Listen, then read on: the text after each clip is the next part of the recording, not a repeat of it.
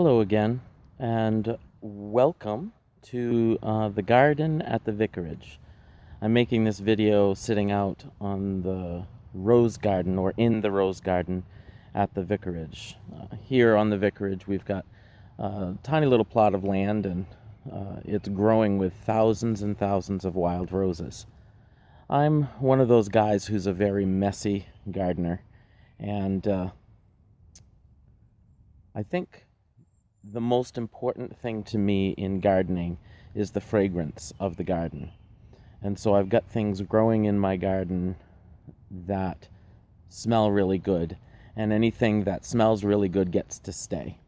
So I have black locust trees, which in the late spring fill the whole yard with the scent of grapes.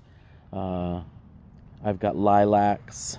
I have the wild roses and some cultivated roses now. I have French roses and Kentucky roses, and they're all in bloom right now, and so the fragrance of rose is just wafting across the neighborhood. I grow fragrant herbs because I love those, and I love to mow them, so I kind of grow them in big bunches. I have a huge stand of oregano over to my right, and when I mow the lawn over there, I make sure I cut some up so that the fragrance of oregano fills the air. I just love the smell in the spring and summer of the vicarage, and so I love to sit out here and just enjoy the day.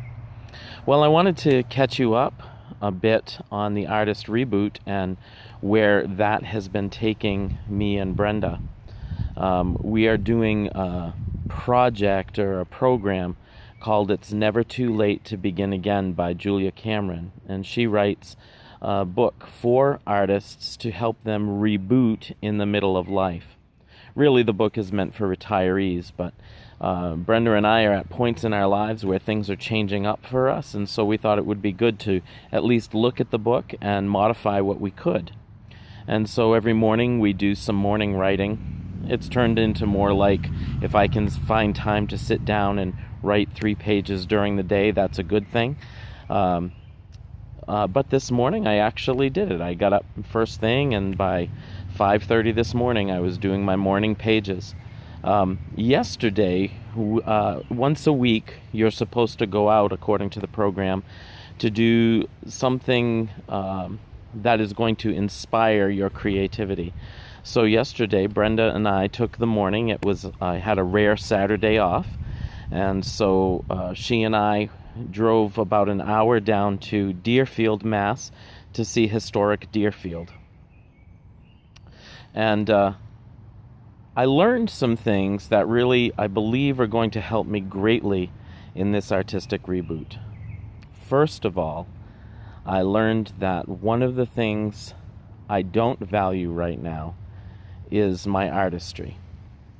I'm one of those people who is used to squeezing my creativity into the cracks that the rest of life leaves behind. And I have to admit that over the last several years, I think one of the reasons my creativity has not been top-notch is because my lifestyle has not left many cracks for me to stuff creativity into. We've already talked a bit about my busyness and how I think that needs to change, but it's more than that. I'm realizing, as I was driving down to Deerfield yesterday, I realized that there was a part of me that felt like I don't have time for this. There's too many things to do.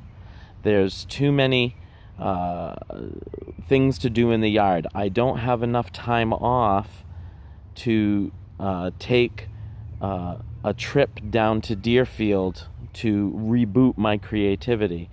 I felt like I should be, since I had the day off, I should be working in the yard. I should be fixing the gardens and whatnot. And I realized that this is part of the problem, and it's one of the things that needs to change. I have to begin to prioritize my creativity and to stop thinking of it as optional.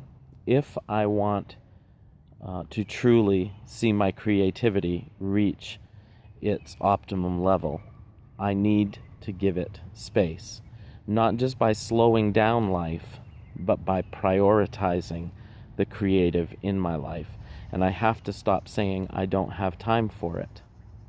Just this afternoon, I was sitting down to do this video, and I did this video once, but I rushed through it. And I rushed through it because I was thinking, I don't have time for this creative venture. I need to be weeding. I need to be, and you fill in the blank. I'm just wondering, if you're a creative person, and I'm assuming that many of you out there listening to this are, do you struggle with prioritizing your creative life? Let me know.